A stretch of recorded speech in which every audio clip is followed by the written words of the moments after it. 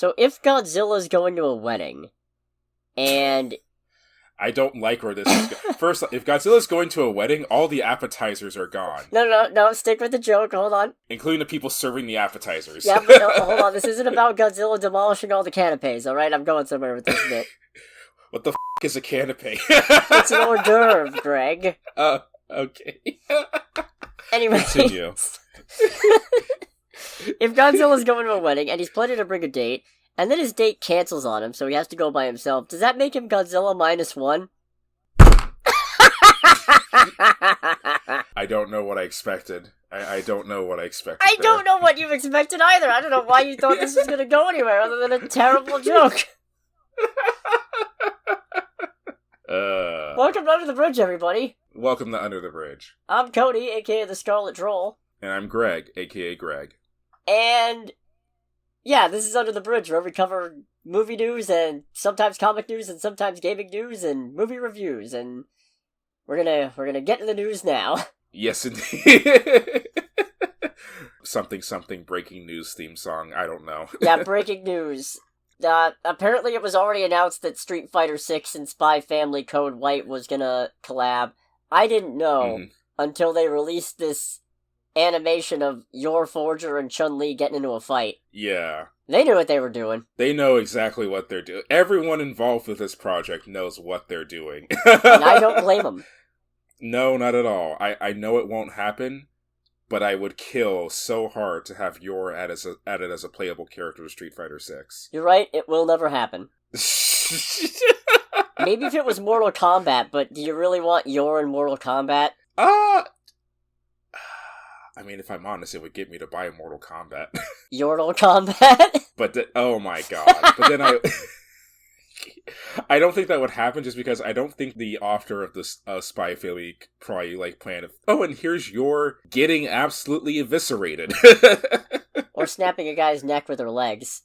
Ooh, you make that sound like a punishment. I mean, it's Mortal Kombat, so it's going to kill you. Fair. Fatality indeed. But he went with a happy ending. Yep. Alright, the pause was worth it. Yeah, no, this crossover is happening. Yeah, apparently it's in the form of collaboration items coming to Street Fighter 6 on January 9th. Yeah, which I can only assume is going to be mostly cosmetic things. I haven't played Street Fighter 6 yet, even though I own it. So I don't know how they handle cosmetics in the game, but I imagine it's things like little decorations and stickers and stuff like that. A lot of people are pulling for a new outfit for Chun-Li to be added, where she gets Yor's, assassin outfit, which I understand, but I personally, again, acknowledging it won't happen, I personally would much rather have Yor just added to the game. I don't think the internet's ready in either case for either of those things, if I'm being honest. Yeah, I don't think you're wrong there.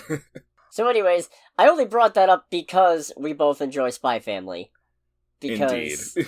I'm not much of a Street Fighter person, despite being the Unlimited Video Game Stream Squad Street Fighter 6 belt holder. Right. I'm gonna keep riding that. I took one off of each of you. I'm gonna keep riding it. He didn't take one off of each of us. And if you're curious about the context of this, visit Unlimited Video Games on Twitch. I don't think that stream is still up. Don't they disappear after a while? Visit Unlimited Video Games on Twitch anyway. Yeah, do it anyway. It's fun. We stream every Thursday. Indeed. Yeah. And then we also got this is more of an acknowledgement than anything else, we got the reveal trailer for Grand Theft Auto 6, and confirmation that it'll be coming out in 2025. From what I saw, just as I did a quick look on the interwebs after the trailer came out, it looks like it will be launching on current-gen consoles only, and I assume PC. Oh, what? No Nintendo Switch? What a travesty! I would genuinely love to see the game work on a Switch, or whatever Nintendo's next generation console ends up being. I mean, from the little bit I saw, it looks impressive. So it's one of those things where... So I actually did play Grand Theft Auto 5, and I remember after I finished 5, I went back and rewatched the initial reveal trailer, and I don't think the reveal trailer is gameplay. I'm pretty sure it's all, game engine recording, but a lot of the things in the trailer still do kind of carry over to the final game. So it's one of those things where it's like, all right, I'm curious to see how much of this translates in. If the previous game is anything to go by, the answer is a good bit. The character animations and how, like, the character models look in this trailer is actually pretty solid. They definitely look a lot more realistic than a lot of the character models in previous Grand Theft Autos, that's for sure. But 10 years of game development will do that. True. Very true. Yeah, and it looks like we're back in Vice City. Are we? Between the music and the vibe and all that, I'm pretty sure, because, like, this is all taking place in a reimagined Vice City, just like how GTA 5 took place in basically a reimagined or renewed version of Los Santos, which is a bigger version of San Andreas in GTA SA. Alright. So, yeah, it looks cool. Looks fun, or at least looks interesting. Lot of bikinis and ass in this trailer, it has to be said. It's GTA, what do you expect? Yeah, I know, but it's one of those things where it's just like, man, they are really showing a lot of bikinis and ass in this trailer. I mean, granted, it takes place in Florida, so that's understandable. Like, yeah. I will say to a point where it's like, all right, at a certain point in the trailer, it's just like, this is basically Florida Man, the video game, isn't it? Yeah, a little bit. I haven't played I played like maybe 5 minutes of GTA in total, so I didn't watch the trailer. It looks impressive. It's true. I've seen screen caps, is why I'm saying that. I'm not just blindly agreeing. okay. I have actually seen a little bit of it. I just didn't watch the whole trailer. Grand Theft Auto is kind of like Call of Duty at this point, where it's like, I don't consider myself a fan of it deeply, but I do, of course, follow what's going on with it, because it is, like, just a monumental thing within modern gaming, for better and for worse. Yeah, that makes sense. I got a weird comics update. Oh boy, those are the best kind of comics updates. Yeah, this is gonna get a little soap opera-y. Oh, like that hasn't happened on this show before. No, don't worry though, it's not Spider-Man related, actually. Okay, good, thank Except Christ. for it involves Nightcrawler, who's recently been running around in a Spider-Man costume, but... What? This is unrelated. Oh, okay. So... where do I even start with this? So Nightcrawler has two moms now. Oh, progressive. Yeah, because what happened... Okay, so... as I understand it, the original idea was that his mom was Mystique. Okay. Well, the original idea, as presented in the comics, I should specify, this will get important, is that Mystique was his mom, and his dad was some demonic mutant named Azazel. Okay. And then Mystique ended up eventually being either revealed or... no, it was revealed, yeah. Revealed to be a lesbian who is in love with Irene Adler, also known as Destiny, who's a precog. And that's a whole thing. There's a whole story there that I am not overly familiar with, but I do know that recently Krakoa didn't want to bring Destiny back from the dead, and Mystique ended up working against them to bring Destiny back anyway, and it turned into a thing. So, there's a recent revelation in X-Men Blue Origins. It was revealed that Azazel is not Nightcrawler's dad, Mystique is.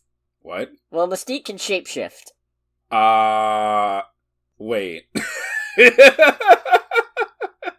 So, Mystique is both the mom and the dad. Yeah. This sounds stupid. I think she also might have used Azazel's genetic information to help out with it, which is part of why Kurt looks like a blue devil, but... okay. The funniest thing about this whole thing is you have got a bunch of people suddenly pretending to care about Azazel and declaring this a forced, terrible retcon. Which is like, okay, first of all, nobody gives a flying fuck about Azazel, alright? And I know this because I will pore over all kinds of lame comic-ass characters, and I don't give a fuck about Azazel. Right. Second, the only reason the general public would care about Azazel is because he was in X-Men First Class, and he looked like a red Nightcrawler, so obviously people are going to suspect, oh, he's Nightcrawler's dad, isn't he? And if that's the only thing people have going for him that makes the character interesting, who cares? Fair. Third, this is the important part, this was actually the original plan. Oh, okay. Yeah, Chris Claremont intended for Mystique to be Nightcrawler's dad and Destiny to be his mom from go. Okay. But editorial didn't let it fly. Because it was the 90s. The 90s. I say like this isn't a thing that still might not have flown in the 2020s. Yeah, no. Unfortunately. Very unfortunately. But such Mhm. is life. Here's where we're at now. And I just thought it was really funny watching a bunch of people blow up pretending that this somehow lessens the impact of a character nobody gave a shit about to begin with. I assume it just seems like one of those things where it's like, alright, let's join the bandwagon of... Well, is it a bandwagon of hate this time again? Yeah. Or... Yeah. Okay. And how absolutely fitting that it's in an X-Men comic, where their whole shtick is they're different, protecting a world that hates and fears them. I swear to God. It is a little ironic, isn't it? Yeah. Sadly ironic. Yeah. I'm gonna move on to something else now. Oh boy. A Thanksgiving sequel has been confirmed. Okay. Which would have been much better news prior to the Spyglass Media upset with Scream. But I can only assume that's upset is still going on, isn't it? I've got a little bit of an update, but not a huge one. Okay. But Eli Roth is currently working on developing a sequel. Sony plans on releasing it in 2025. Okay. So, Scream 7 is still on the books then? No, this is Thanksgiving 2. Oh, this is Thanksgiving too. I thought you were transitioning into something about Scream. No, I'm still talking about Thanksgiving. Okay, 2025. That seems kind of short. But granted, this movie probably didn't have a lot of production or budget behind it, didn't it? You could bang out a sequel in 2 years. I don't... Fair. It's not a Marvel movie, so I imagine it's not the most CGI heavy. Right. So if you've already got everybody signed up and all the scheduling done, it wouldn't be the most torturous thing in the world. Fair. So, I don't know. I still haven't figured out if I'm not seeing anything Spyglass releases or if I'm just not seeing Scream 7. I mean, I figured at absolute minimum that you're not seeing Scream 7. Well, yeah, obviously I'm not seeing Scream 7 as things stand, but it's more a thing of like, do I just stop seeing things Spyglass releases to stick it to the big stuff shirts, or is that unnecessary and insulting to a bunch of people who worked hard on movies that have nothing to do with Scream? And that's what I'm kind of leaning towards. Okay. Anyways, the Scream 7 update. We already knew Jenna Ortega was not returning for Scream 7, which apparently was known months earlier. Okay. However, per an article from The Hollywood Reporter, the actual reason she left wasn't scheduling conflict, it was a salary dispute. Okay. That's about as Hollywood as it gets. Having been paid the 6 figures for previous installments of Scream, she apparently was going for getting paid in the high 7s, so, single-digit mil. Okay. And apparently Spyglass was not having it. Which, hold on a second, how much did Scream 7 make? Or Scream 6 make? Box office? 169 mil. Nice. That's... For Jenna Ortega, I don't think that's that ridiculous. Yeah, no. Especially when you already lost Neve Campbell over not wanting to pay her enough, and that's why she wasn't back for Scream 6 to begin with. Right. Do I have to break out pay your fucking actors again? Is that what I have to do? I don't wanna. I mean, I feel like we should have already gotten past this. Yeah. On the flip side, I guess, inflating budgets are what makes it harder to keep the returns on movies actually churning out and being positive for the studio. But right. It's Jenna Ortega. Fucking do it. Yeah, pretty much. If she's asking for seven figures, that's at worst like 9 million. I guess 169 mil. Right. I don't know. Maybe it's just me. I'm not an accountant. Yeah, apparently Spyglass head Gary Barber's takeaway from Scream 6 actually doing about the best the franchise has ever done without Neve Campbell is that neither stars nor large salaries are essential. Which... Ooh. I mean, so that's not technically incorrect? I don't know about essential, but I think you're kind of neglecting the fact that Scream 6 had like a passing of the torch baton effect. Yeah. We cared about Sam and... I don't remember Jenna Ortega's character's name. Well, yeah, I imagine you don't remember a lot about Scream 6. I remember more about Scream 6 than I remember about, 4 or 5. Because that was at the tail end of my rewatch, and, well, at that point it was all starting to blend together. Right. Tara, that's it. took you long enough. Yeah, and I know it just makes my point sound very hypocritical that I can't remember the character's name, but you don't really have to remember the name to connect to the story, you know? Especially when it's a fucking slasher, okay? Yeah, no, it's just like, oh, you're not dead? Alright, you've already gained more than most other people in these movies. I don't remember two of the killers' names, that doesn't mean shit. Right. Point is, there is no point.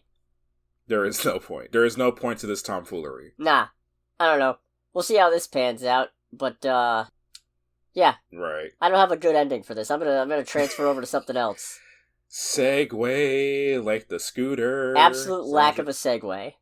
Yes, I mean, it's still better than George W. Bush falling off a Segway.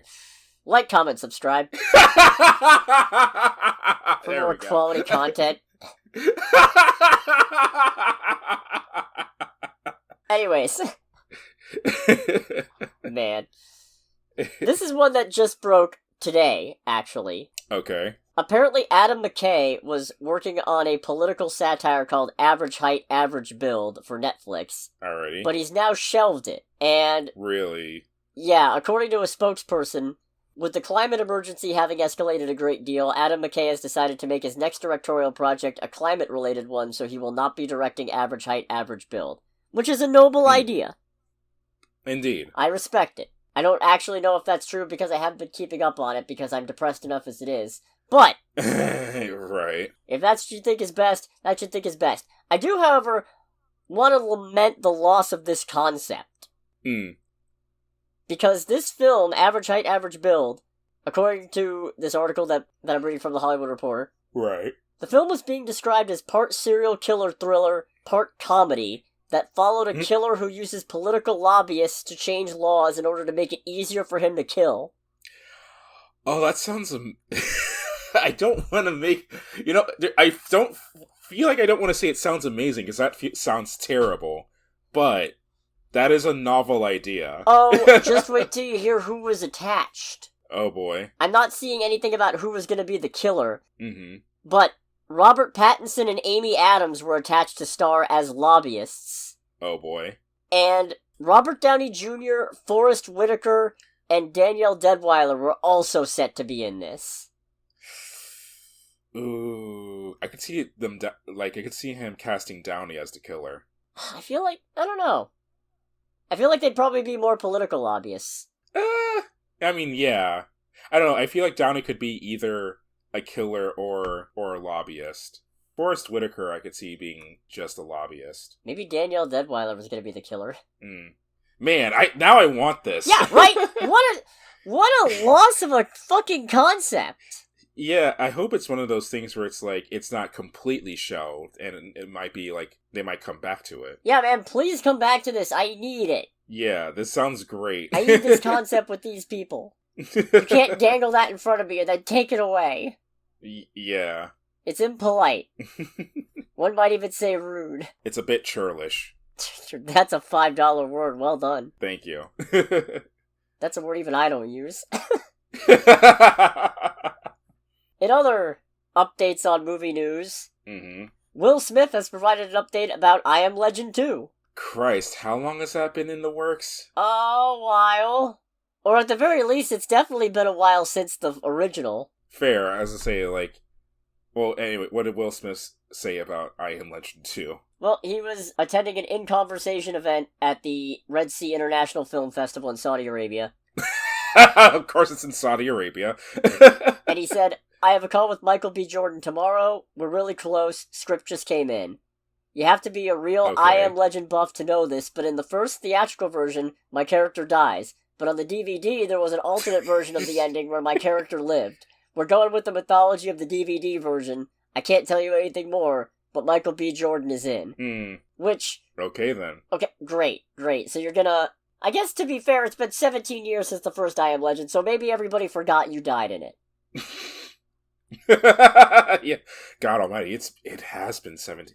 I don't think I ever saw the movie in whole, like, as a whole, but I remember seeing bits and pieces of it, and it's like, oh, he dies?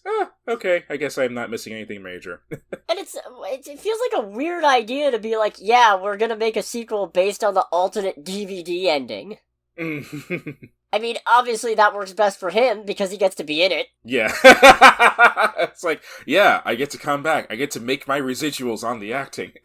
But what a concept. Yeah. It's not even a deleted scene, it's an alternate ending. Oh, okay, so it is, like, actually, like a completely alternate ending that they're deciding, okay, this one is the canon one. It's like, okay, so this one's canon, not the one that you actually showed people in theaters. Yeah. Why not go I'm pretty sure the alternate ending is different from the original planned ending, which was closer to the book. Because I Am Legend is based on a book? Yeah. Oh, I didn't know that. And the big twist in the book was obviously, Earth's being... the people are turning into these weird, like, I don't know, vampire zombie things? I forget. Mm-hmm. And Will Smith's character was really good at hunting them down and what have you. The big twist at the end of the book that didn't make it into the movie was him finding out that the creatures are all still sentient. Oh. And in fact, he's their boogeyman. I Am Legend refers to him. Oh. It's how they see him. Okay. Okay. And I do not remember if the alternate DVD version was that, or if it's just he managed to live. But... I wouldn't be surprised if it just ends up being a thing where it's like, he managed to live. Yeah. So that's an interesting tidbit of something. Right. No clue how that's going to pan out. But you know who is apparently not getting a resurrection? Robert Downey Jr.'s Iron Man. No shit? Well, back when Variety was doing that whole thing about Nia DaCosta was not involved in post-production on the Marvels, and she was, it was remote, and it was just a stupid, Marvel is doomed, they don't know what to do about Kang, all they have to do is recast, it's easy. Right. So, around that time, they were also like, yeah, Marvel's so desperate they actually have been talking to the original 6 Avengers to get them all to come back. Chris Evans already debunked that, saying, I haven't heard anything, which he could be lying, to be fair. Right. You can't trust anything actors say about what they're going to do or not do, because there's NDAs, and they don't want to give the game away, and sometimes it's about negotiating for a better paycheck. Yeah, if there's anyone who doesn't want to blow up their own spot, it's definitely the people that are, central to the project even happening. Right. And, you remember the whole bit of Andrew Garfield swearing up and down he wasn't in Spider-Man No Way Home, and look how that turned out. Yeah, exactly. He was, in fact, the werewolf. Okay. No, that was the thing. In one of the interviews, he's like, I feel like I'm playing a game of werewolf, and I keep trying to tell people I'm not the werewolf, and they keep going, yeah, you are. But he was the werewolf. He was the werewolf by night, even. It's been a couple weeks. I needed to make a reference, okay? That's fair. Anyways, the point is, Chris Evans already shot this idea in the foot, saying he hasn't heard anything. And talking with Vanity Fair, Feige said about Tony Stark's, death in Avengers Endgame, we are going to keep that moment and not touch that moment again. We all worked very hard for many years to get to that, and we would never want to magically undo it in any way. Yeah, good. As it should be. Keep it that way. It's fine. It's definitive. It's okay. Now, I certainly hope he's just straightforwardly telling the truth. Do you think there's a chance that he's not? I think there's some loopholes in that. With the whole concept of the multiverse saga, it's very easy to not undo that Tony Stark sacrifice, but still have Robert Downey Jr. come back. Oh, that's I don't like the idea of that. I don't like it either. I hope that's not what they're doing.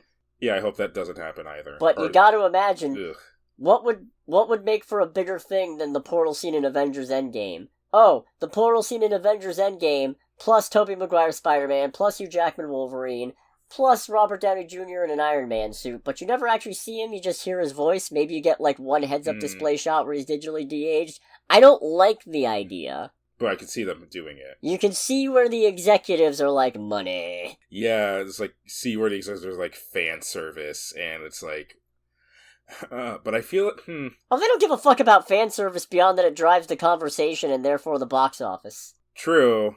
I don't know, it's one of those things where it's on one hand, yeah, I can see the executives going money, but at the same time, I hope there's at least one executive there who's also going, yeah, but this could actually backfire on us pretty bad, because if we do that, then people will actually go, oh god, they've actually run out of ideas.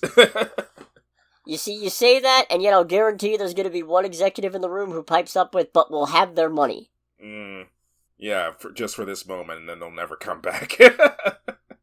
I hope this is not the case, but I cannot guarantee it, and I have a sneaking suspicion that, I very much am hoping that Feige is just being straightforward here, and yeah, they're not doing it. They're not touching Ironheart or Iron Man. They'll have successors like, War Machine for however long Don Cheadle's still in this, Ironheart, maybe do an Iron Lad eventually, I don't know. Or maybe have Morgan Stark become Iron Lass, whatever you want to do. Right. But it's very hard to get away from that sneaking suspicion because this next update is going to be stupid statements from CEOs.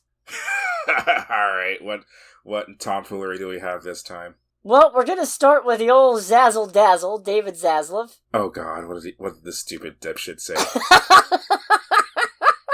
I mean, come on! No, I know! It's just come on, hearing you say that.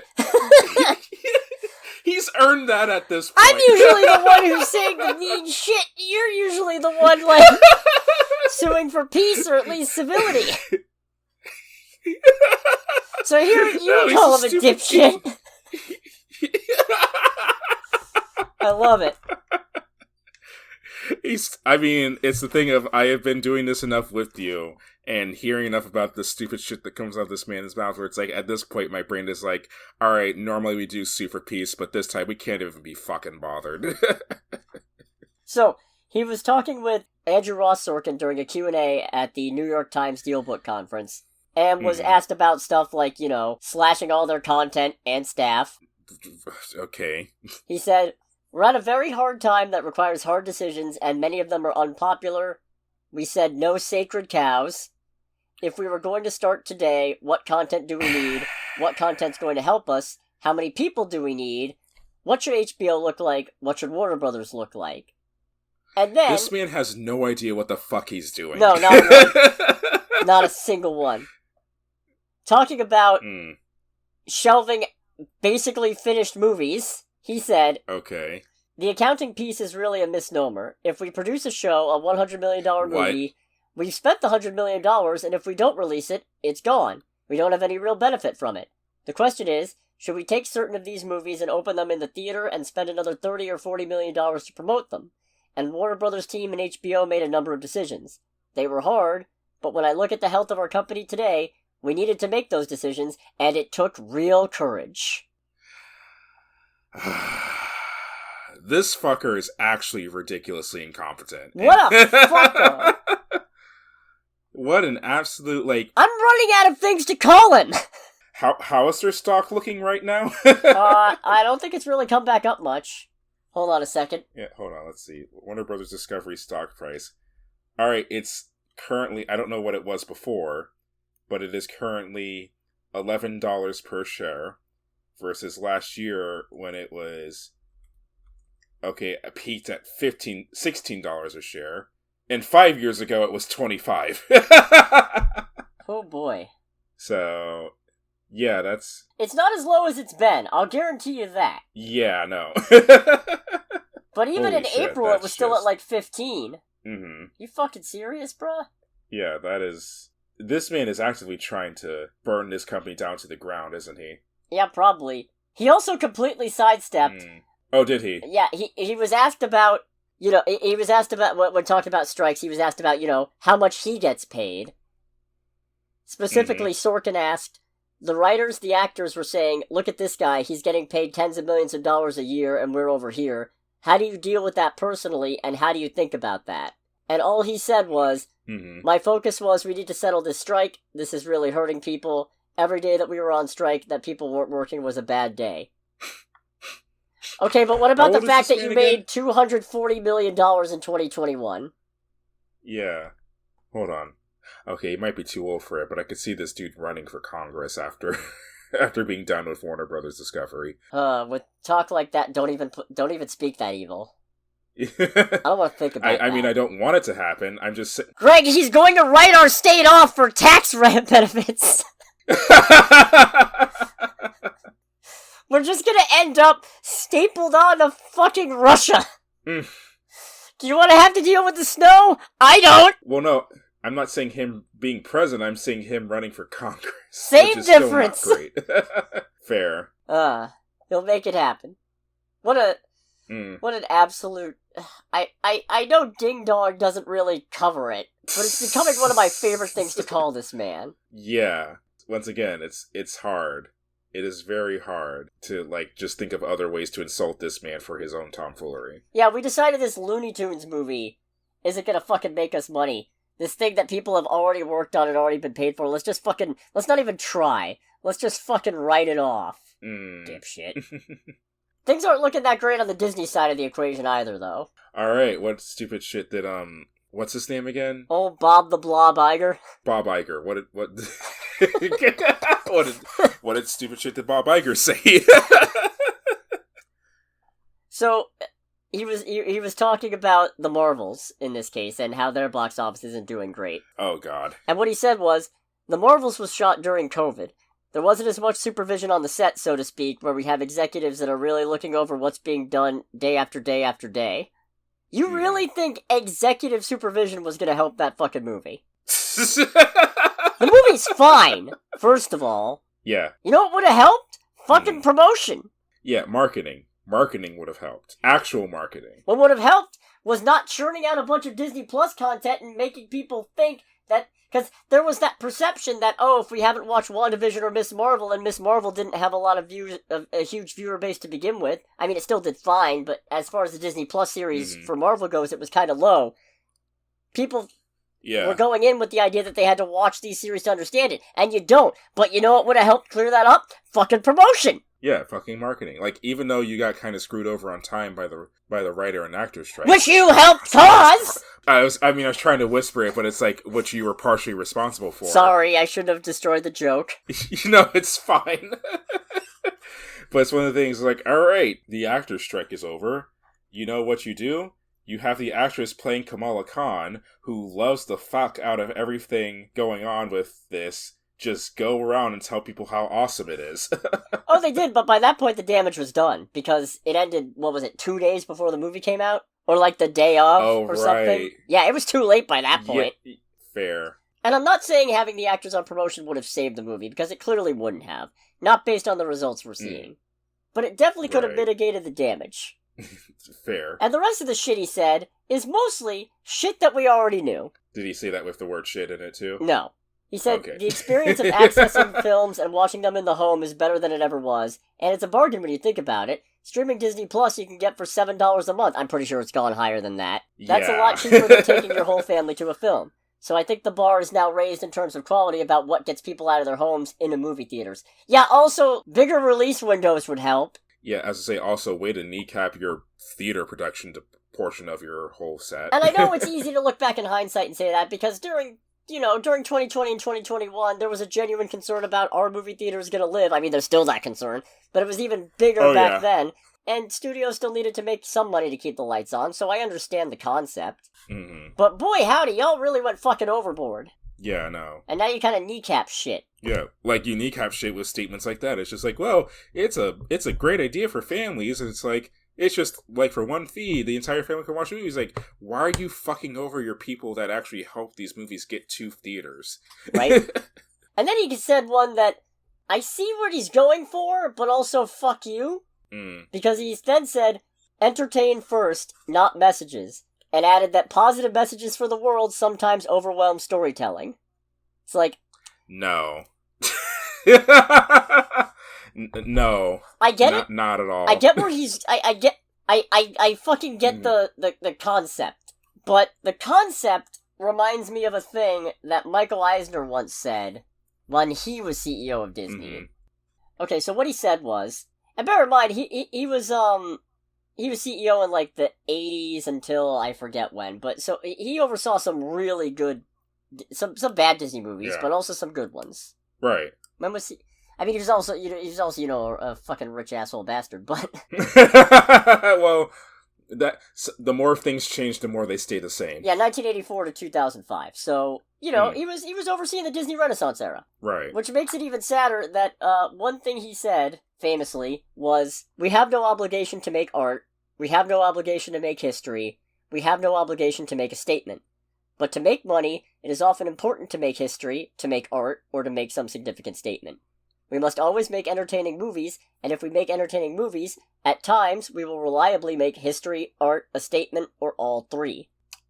True. Which is a more pragmatic, slightly Factually less correct. asshole-ish way of saying what Iger said. It's still asshole-ish. Yeah. It's still asshole-ish, but it's also, I want to say, more correct. Yeah, because, like, a lot of the best movies have really resonant messages. Case in point, look at Barbie, highest grossing movie of the year. No fucking message there! Yeah. Absolutely nothing in that movie that applies to real life. God fucking damn it. Alright, and who are you here to see today? My gynecologist. My gynecologist fades to pink. Anyway, CEOs are stupid, is my point. Yeah, very much so. And I mean, don't get me wrong, I feel like the problem is, once you're handling a certain amount of money, there's a point where you become completely detached from fucking reality. Oh, yeah. Like, literally all you can see are just numbers on a chart, and you're just taking a fucking gamble. Yeah. It's like, all you see are the dollar bills, and it's like, how many dollar bills can I make sure I don't lose today? Yeah. But damn. Mm. Let's go to trailer time. Let's do trailer time. It's trailer time again! We've got movie previews to watch! It's trailer time again! We got first trailer for Furiosa, a Mad Max saga, I guess it's called. I mean, I'm definitely into it. I'll be honest, I didn't realize it was Chris Hemsworth until, like, it actually said Chris Hemsworth, like, oh shit! And then I looked, I was like, oh god, they got Fat Thor again. This is the most excited I've been for Chris Hemsworth in probably anything. Right. And I say that, also I have to put a big giant asterisk, I have never seen a single Mad Max. Oh, did you not see Fury Road? I didn't. It was one of those ones where I missed the initial wave, and it was one of those ones where, you know how everybody tells you that a thing is great and you need to see it, and it just makes you want to see it less? Oh, we need to fix that. Yeah, though. I know we need to fix it, and I'm definitely fixing it now, because I want to see this, because Chris Hemsworth and Anya Taylor-Joy. Right. But, yeah, I had not seen any of these, and this looks delightful. No, it does look delightful. Well, in that case, I guess it kind of, not sure how much it ruins it, but there are definitely a few Easter eggs in this trailer that link it to Fury Road, as far as, like, people presented and characters and all that, so... I mean, it's a prequel, right? It is a prequel, yes. Okay. So... You know what's funny about Mad Max? Mad Max is the only series is one of the very few, like, film series I've interacted with where it can have, like, really janky, like, shot composition in terms of, like, the speed at which things happen and get away with it just because the movie's aesthetic is just pure, unadulterated apocalyptic chaos. Alright. So, like, in particular the bit where she's backing out of, like, an encampment and then you just see the gate just crushed a couple cars that were chasing Furiosa. The way that it was all kind of, like, the best way I can describe it as like inconsistent frame rate. That's more or less the shot style for the Mad Max movies, or at the very least for Fury Road. Alright. So I was just like, yep, it's a Mad Max movie, alright. The janky as fuck speed of the shot is proof of that. You know what's a really sad realization? Mm. The most exposure I've ever had to, like, Mad Max is the Wile E. Coyote segment in Space Jam 2. That's... Oh, I gotta fix that sad. immediately. Yeah, no, we absolutely need... We need to watch Fury Road for a movie night or something. Yeah, but after the holidays. True. I'm pretty sure all of our movie nights are taken by now. Until then. Yeah, probably. So, no, this looks interesting. I like the action a lot. It looks somewhere between... I don't know where one end of the spectrum is, but the other end of the spectrum is Borderlands. Yeah, it's, well, the general, like, world aesthetic is definitely very Borderlands, with it being all, like, arid deserts and whatnot, and kind of the style of the characters and all that. But it seems... It's still ridiculous, but it's less, like, high sci-fi ridiculous, you know? Yeah, no, it's still... I mean, it's sci-fi. I would still call it sci-fi, but it's a lot more grounded of a sci-fi than anything that happens in Borderlands, for sure. I don't expect to see Claptrap whittling in going, "Hello, meatbags!" Right. Yeah, I guess I'm binging the Mad Max films before this comes out in May. I mean, if you see the old school Mad Max movies, let me know, because I will join for those. Because I haven't seen any of the... I haven't seen the first 3. Okay, cool. Yeah, I'll let you know. Mm-hmm. We also finally got another trailer for Night Swim. Yeah, which adds a lot more context. Too much context, honestly. Yeah, just a tad. Movie still looks stupid.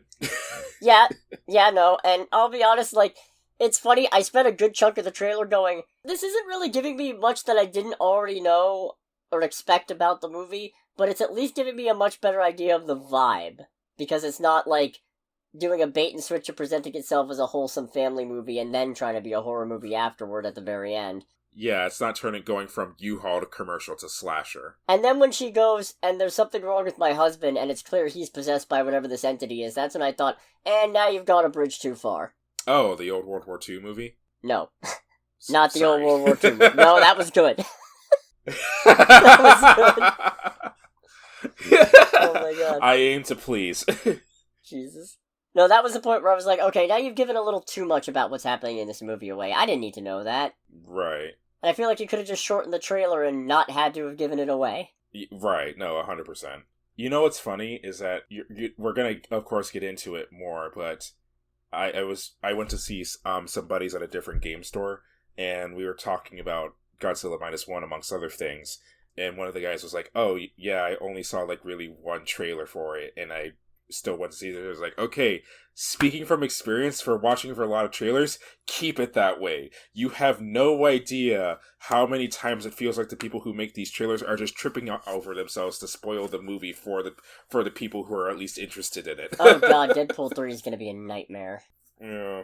I do like the design of the ghosts, though. Like, some of those drowned-looking corpses, whatever they are, as revenants, I don't know.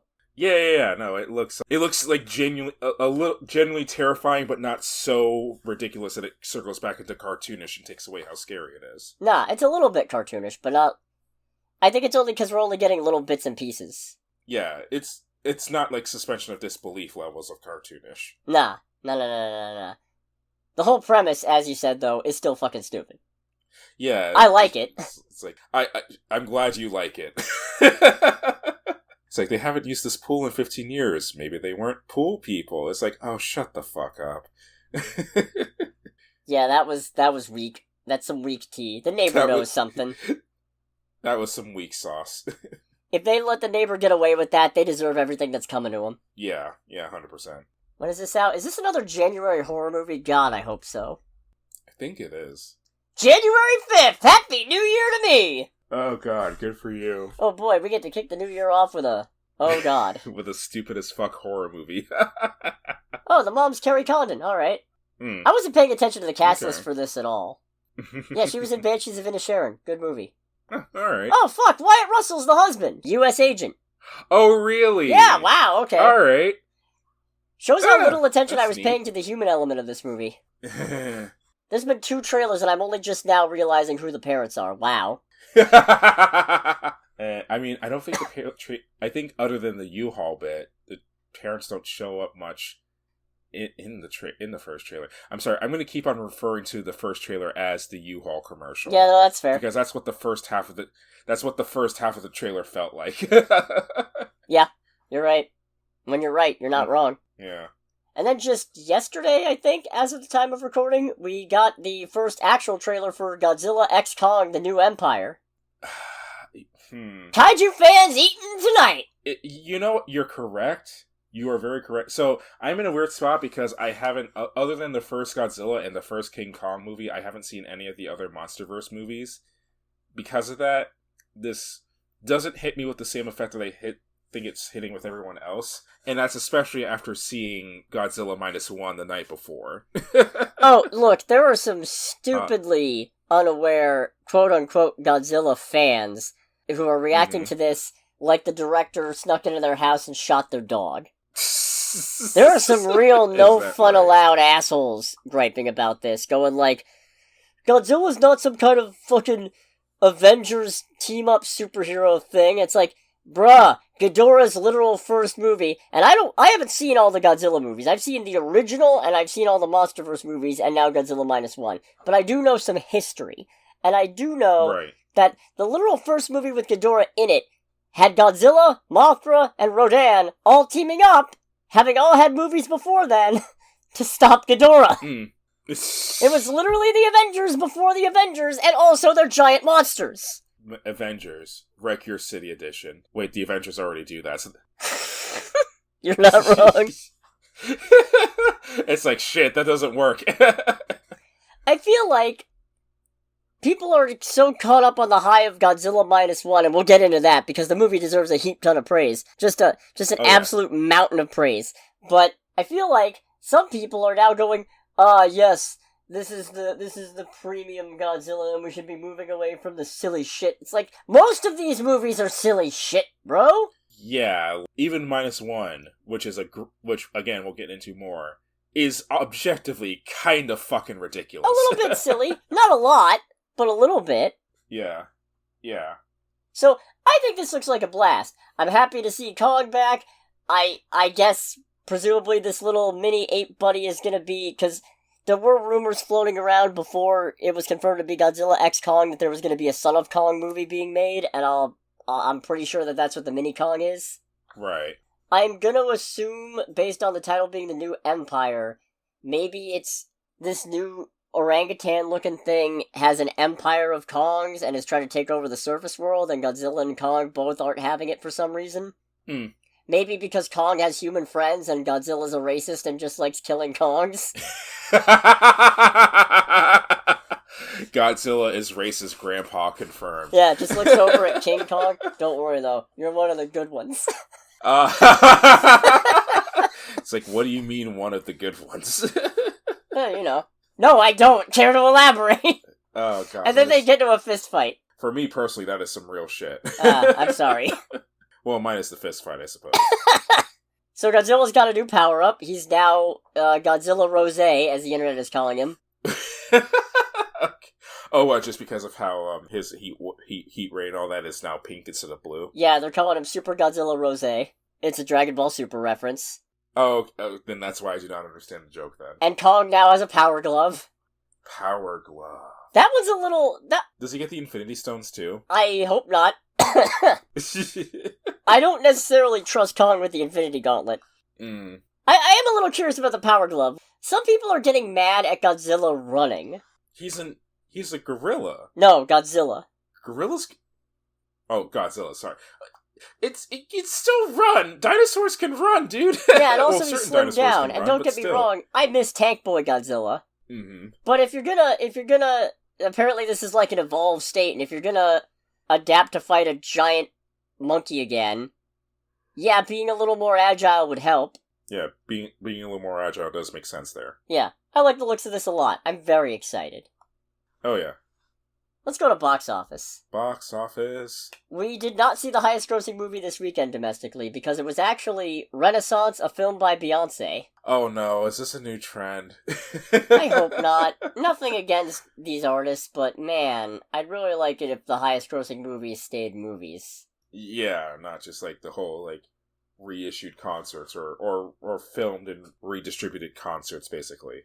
I don't think this one's necessarily going to stay on top, though, because it did take first place at a $21 million domestic weekend in total for $27.4 million worldwide. Okay. Second place, Hunger Games, Ballad of Songbirds and Snakes, $14.5 million domestic weekend, $121.2 million domestic total, $243.9 million worldwide. In third place, Godzilla -1. Yeah, $11 million domestic weekend, $34.1 million worldwide total. I believe this is the highest domestic opening weekend for a live-action Japanese movie. With a $15 million budget as well. With a $15 million budget! Impressive! As far as I understand it, it's instantly already making money. Yeah, I'll gush about that more in a bit, but yeah. I think it's also the highest foreign language opening this year. Okay. The highest grossing Japanese live-action movie thing was ever, but the foreign language movies for this year. But still impressive for that one. Fourth place, Trolls Band Together, $7.6 million domestic weekend, $74.8 million domestic total, $160.6 million worldwide. And in fifth place, Wish at $7.4 million domestic, $41.9 million domestic total, and $81.5 million worldwide. Oh, so Silent Night didn't even make it into the top 5 then. Nope. And unfortunately, yeah, I didn't even get a chance to see it because of a situation that you know about, but that I'm not going to discuss because it's a long story. Right. However, I did see Godzilla -1, which honestly kind of contributed to my decision because I didn't feel like rolling a dice a second time when I'd already seen a goddamn masterpiece this weekend. Yeah, no, this movie was great. This is a phenomenal movie. I have reshuffled my top 10. Damn good movie. And this is on it for this year. I would put this on my top 10 for this year as well. Because it's... Where do I even start? It's... Like I said, I haven't seen all the Godzillas. I haven't even seen most of the Godzillas. But this is my favorite Godzilla. It is indeed a Godzilla movie. Oh yeah. Oh yeah. It's kind of a... It's a more somber return to Godzilla as a destructive force of nature kind of deal. Yeah, and hoo boy, is he a destructive force of nature. He is indeed. Like, goddamn. So, I guess to do a summary, this is set in the last days and then the immediate aftermath of World War II. In Japan proper. In Japan. A kamikaze pilot named Koichi, I forget his last name. No, named Koichi, no last name here. He's a failed suicide bomber because he had he didn't feel like going through with it, and yeah, that's the long and short of it. A Godzilla attack happens on the island where he's getting his plane checked out. He's not able to stop it, feels bad. He goes back home and he's ostracized, and everyone who knew him kind of hates his guts because of the fact that he was supposed to be a kamikaze pilot and he came back.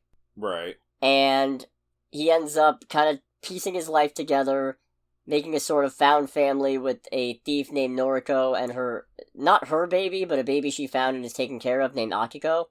So they're all kind of a weird makeshift, not quite a family. And then Godzilla comes back, bigger and badder than ever, and the entire country is in shambles because the government has no means of dealing with it, nobody else is helping them, so they all have to band together and figure out what to do. And I just want to say, this just fucking kicks Bob Iger's bullshit about films having messages straight in the ass. This movie's got tons of messages. Yes, indeed. There's messages about the joys of living, of, like, you know, the fulfillment of living. It's got messages about, like, picking up even when it seems like you're at absolute rock bottom. The pointlessness of dying only for honor if you won't accomplish anything else. Yeah. Like, there's a lot of themes in this movie, and that's contributed... A lot of those themes are contributed mostly by the wonderful cast of humans in this movie, because holy shit, this is one of the few times where the humans are actually great. Yeah, no, this is a Godzilla movie where I'm pretty sure there's a whole solid hour of no Godzilla, and I really only noticed once, and then immediately promptly forgot about it. Yeah. Because their story is actually engaging. Yeah, their story is engaging. It's very emotional. It's a thing of, like, not everyone in here is perfect. Pretty much any of the humans that are present are having to deal with their own, like, internal struggle as well, or external struggle. But they all gotta band together and do what they can to fix the problem, because the government certainly isn't helping. Right. Which is another message in this movie. Hey, look at that! What, the inaptitude of your government? Isn't that interesting that this movie has so many relatable through lines that made people resonate with it? And I mean, the fact that, you know, it was budgeted on $15 million certainly helps, but... Yeah. It's almost like the rave reviews came from the movie actually coming from a place of sincerity and trying to communicate with people about stuff. Yeah, it came from it being fucking good. Yeah, don't get me wrong, I love me a good, silly Godzilla throwdown, but this ain't that, and it's all the more better for it. And also, how crazy is it that we've got all this Godzilla content going around, and it's just, so much of it is premium. Mm-hmm. I love it. Yeah. Big G himself, I like this design a lot, I like his personality, I like... there's a lot of little details that I can't really get into without spoilers, I feel like, but just... No, I was going to say, I was getting ready to say something and realized, no, wait, I can't really talk about it without spoiling things either. Yeah, this is not your hero to the children, savior of Tokyo Godzilla, at all. This Godzilla is much more on the ant side of the agonist scale. Oof. God, it's hard to talk about without giving a lot of shit away, too. The destruction is brutal. Oh, the destruction is... That's another segue that I want to talk about, but it will spoil things. I feel like you could just talk Mostly because it has... Well, the thing is that it also involves, like, the music as well, which I guess I'll talk about that without spoiling. The soundtrack in this movie is great. It is. Of course, there's no licensed music. It's all, like, the original score from the movie. But the score for this movie, especially the Godzilla theme, is perfect. It's used great. It's used just perfectly every time. And they also do the thing where there are certain moments in the movie where they also up the volume of certain songs to beautiful effect. Oh, yeah. Like, it's one of those things where it's like, well, that sounds like a minor thing. It's like, it is a minor thing, but man, does it make a big difference. The music in this movie is phenomenal. And honestly, I kind of want to rewatch it just for that and all, to be real. Yeah, no... I don't have a lot to talk about without giving shit away, unfortunately. I'm just gonna circle back to the violence and the destruction and just say the scale of it, tremendous and horrifying. They do a really good job making you not revel in watching shit get smashed, but in feeling that sinking terror of, oh god, what are they gonna do? Yeah, no. The level of destruction gets to a point where, even as an audience member, you feel a little hopeless. Because it's like, there's a particular scene of just, like, massive wanton destruction where it's like, how the fuck are they supposed to win? There's no way they can win. It's a not even, like, remotely. Bleak movie all the way through for the most part. Yeah. Not everything's doom and gloom, but the moments that aren't just kind of sort of underscore the horror that's unleashed when Godzilla shows up, and also, you know, the analogy of nuclear power and what it's unleashed, and also, not unnecessary war, but, you know, prolonging a war. Right.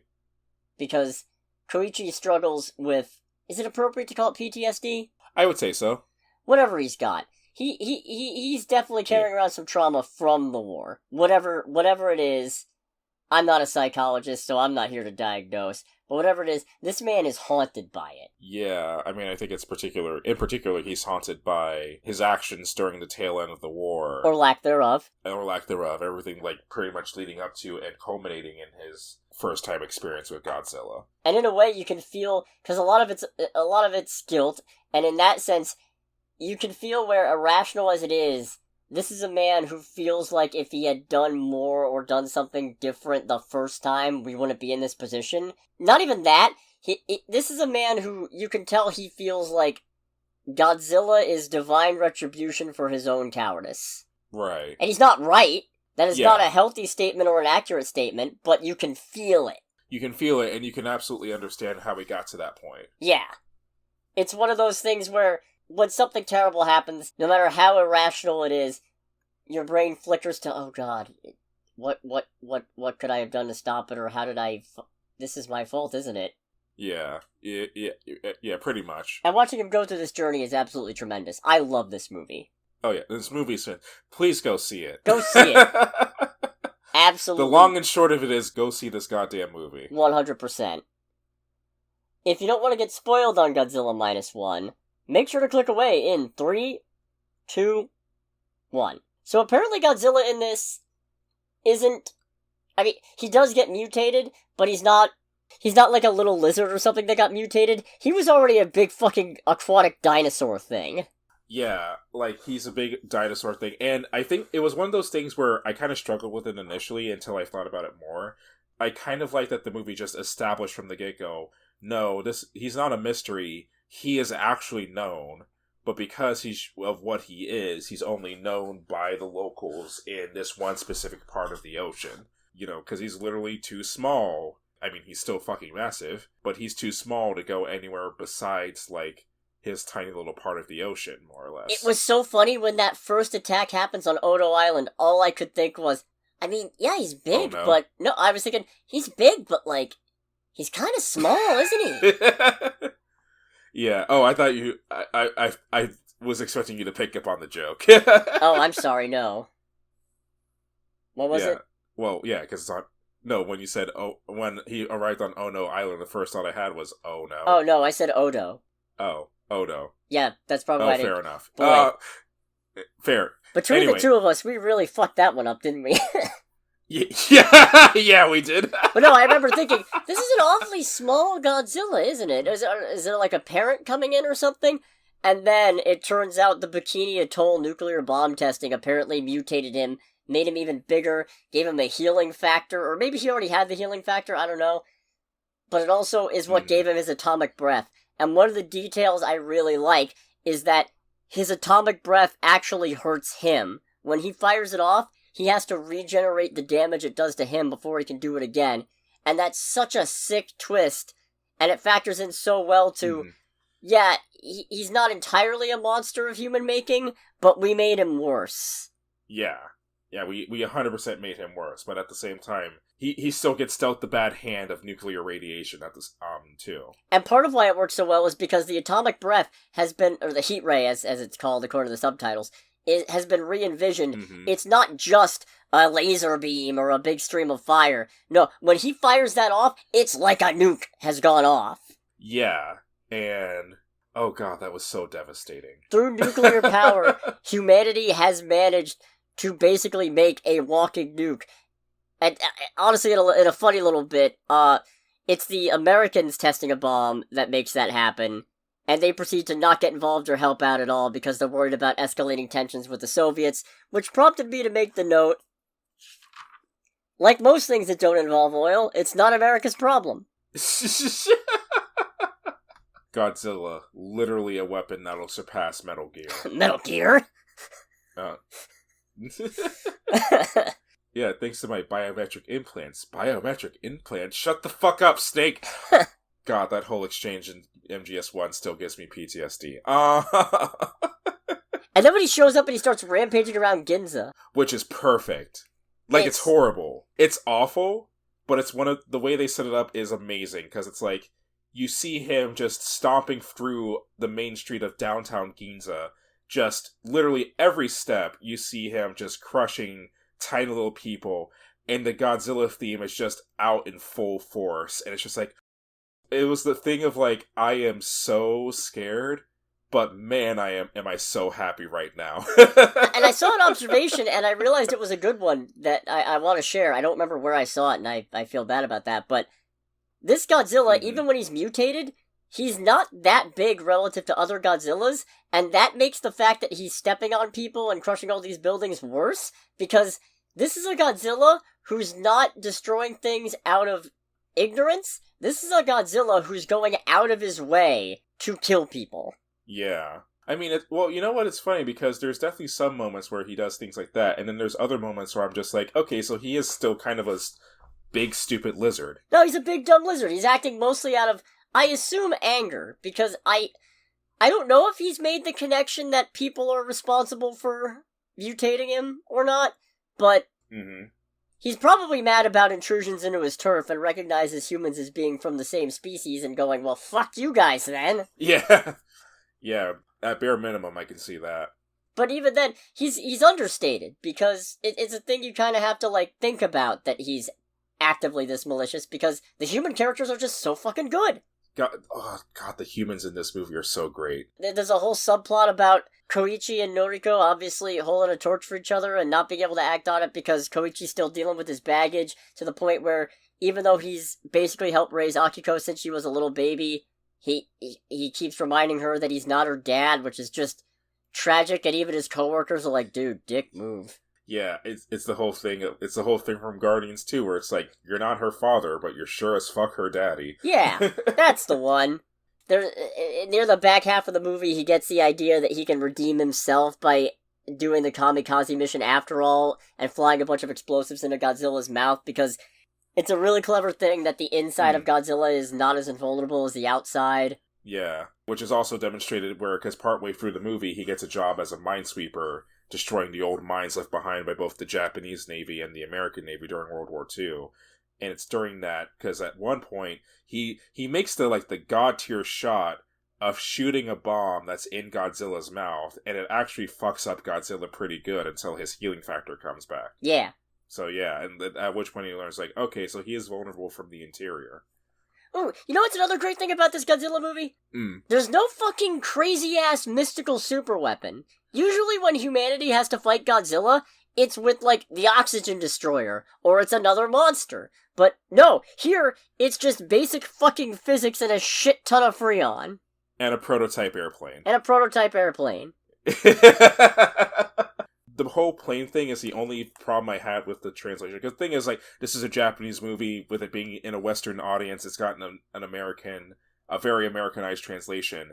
One of which being a bit that bothered me immensely, because this might be jumping ahead a good bit.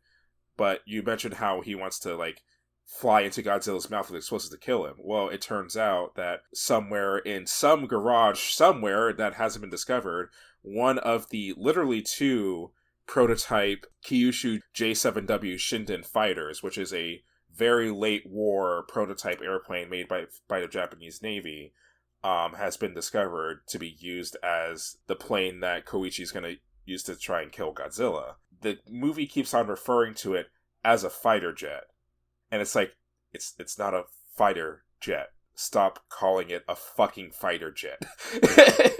This is a completely minor thing that I don't think it's completely minor, but it's something that I would complain about. It's like, no, this is still a propeller-driven plane. Stop calling it a fighter jet, please. It's bugging the shit out of me. The whole middle of the movie is great, because I don't know if it's the government isn't doing anything, or just they can't think of anything. So all these civilians, and some of them ex-military, end up coming together to put together this plan to bring down Godzilla that just involves exploiting deep-sea pressure changes to fuck up his insides.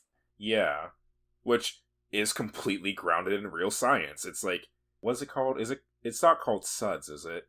How, like, if an organism rises to the surface too quickly after going deep underwater, the air bubbles in them cause them to explode. I don't know what it's called. What's it called? I want to say... Is it bad that I thought it was going to stand for Sudden Underwater Death Syndrome when I tried looking up SUDS pressure zone? Well, that's what I'm thinking. I think it's... Why can't I think of this? It's something that I remember, like... Oh, the bends. That's the one. Yeah, except no, their worse. plan was literally to give Godzilla the bend. Except much worse, yeah. Barotrauma. That's the, I think, proper term. But no, it was really interesting to watch, because they surround him with these Freon containers and then bring him down to the bottom of the ocean, and figure if that doesn't kill him, they'll haul him back up, so all the gas decompressing will end up blowing him up.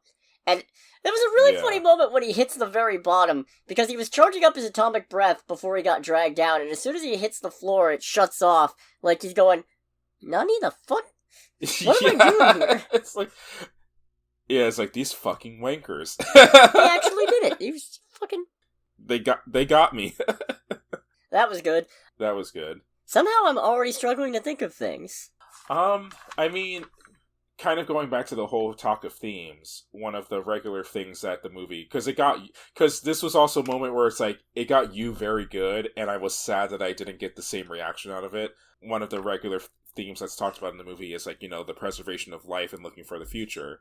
With Koichi, his whole thing, especially being a failed kamikaze pilot that got his friends killed at the beginning of the movie, his whole thing is that because of everything that happened to him at the beginning, he has not been able to, like, fully recover even after war's end.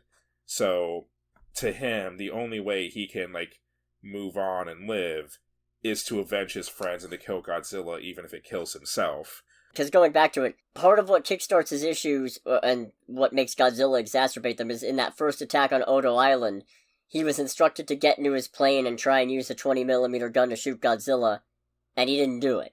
Yeah, because he was scared shitless. Scared shitless, and it wouldn't have worked. Oh no, God no, it wouldn't have worked. It would not have worked in the slightest.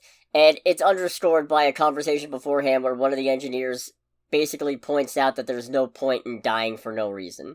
So...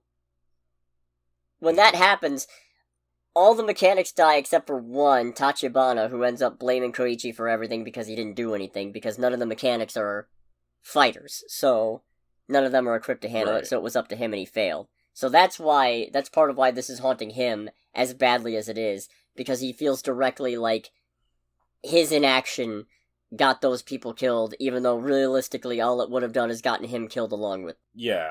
When they said the line of, like, the 20mm cannon will kill anything, it's like, no. In this case, no. Even if it is Baby Godzilla, I don't think it would have done shit. Nah. But yeah, his whole thing is, like, he's got to do something to kill Godzilla, even if it kills him. Which is where the whole idea of sending the Shinden fighter into Godzilla's mouth, strapped with explosives, with him in it, and killing him from the inside comes from.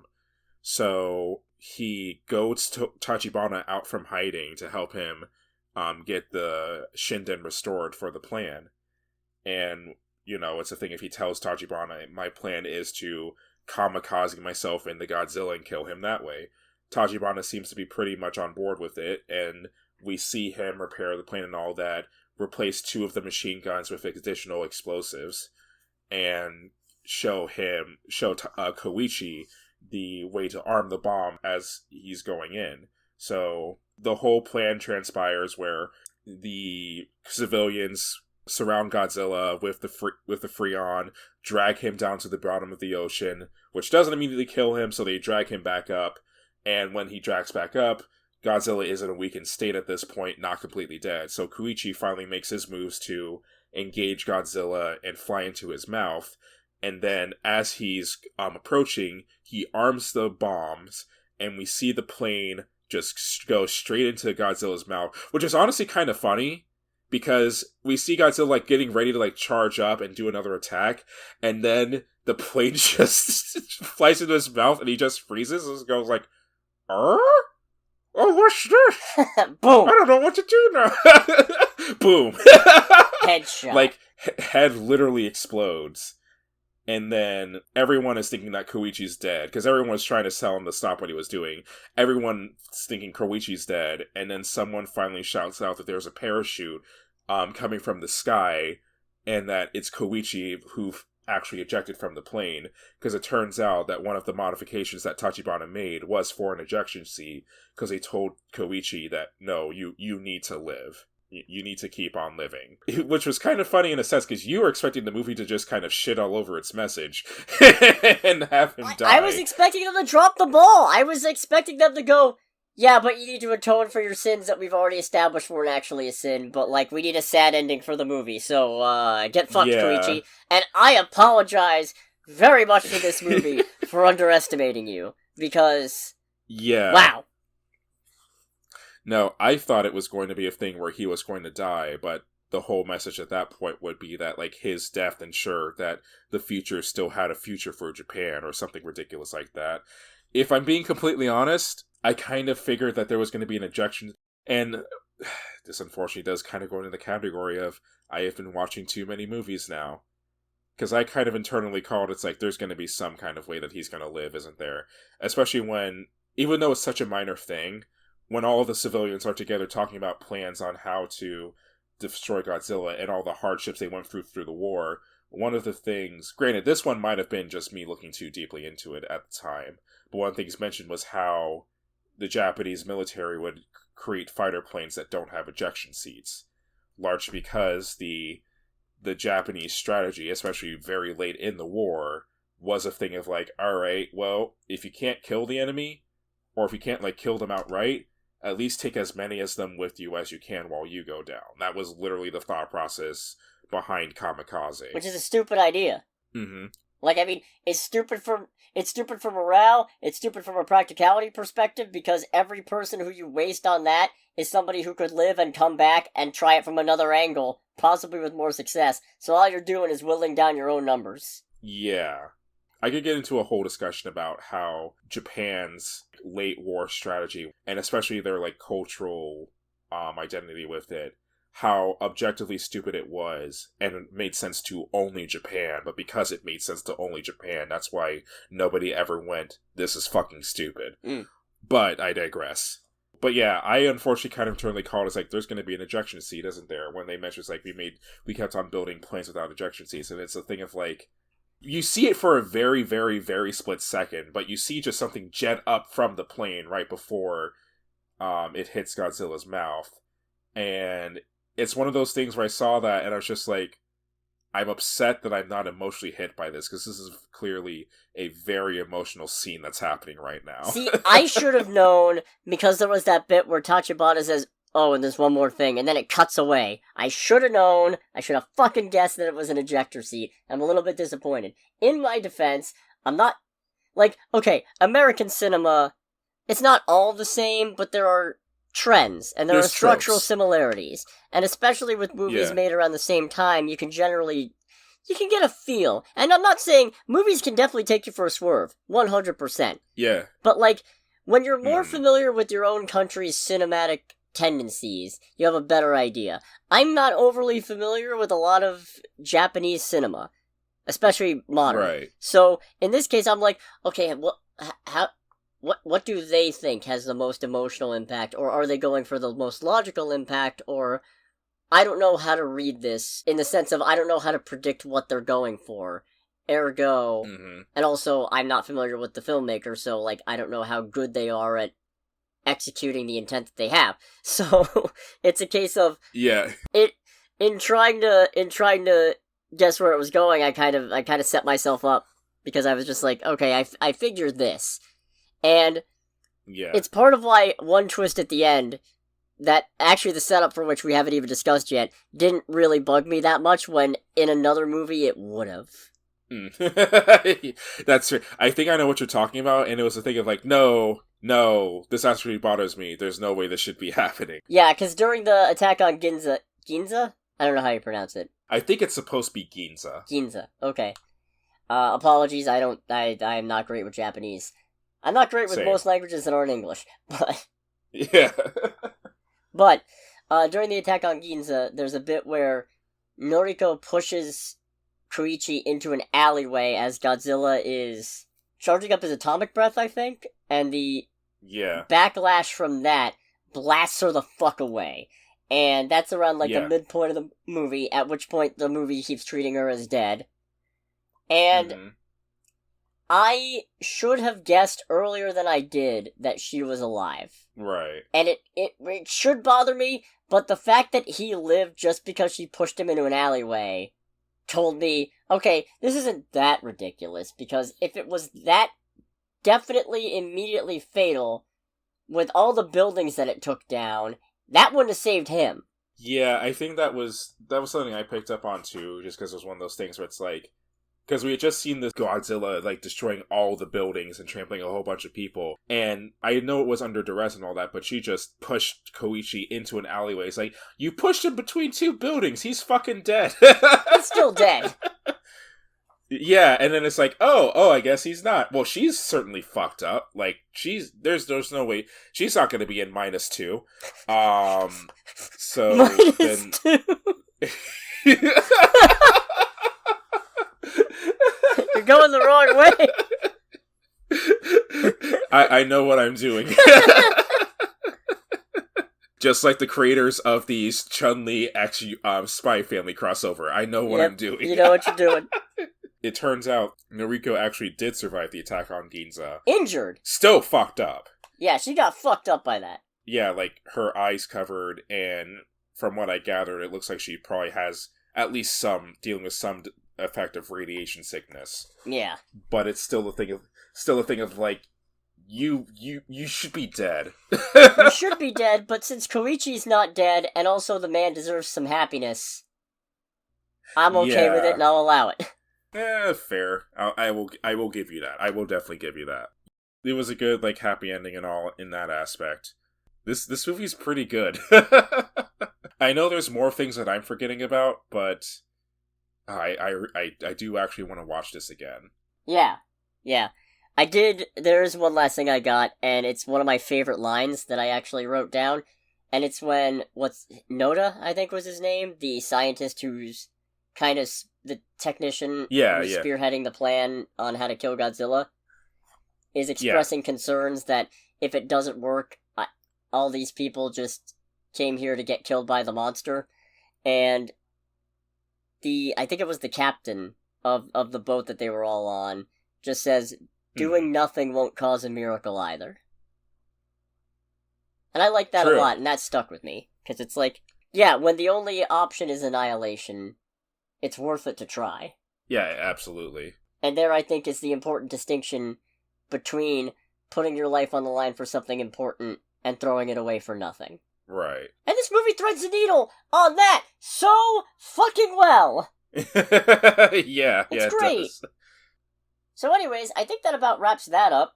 Right. Next week, I forgot to actually check and see what's coming out. Fuck.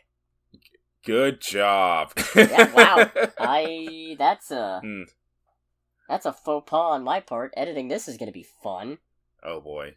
In any case, yeah, we can figure it out later, I suppose. Yeah, we can figure it out later on. Yeah. For the time being, thanks so much for listening to everybody. I already did my plug in the middle, but if you don't feel like commenting, or subscribing, share it around, because it helps a lot. Oh yes. I want to keep those subs going up.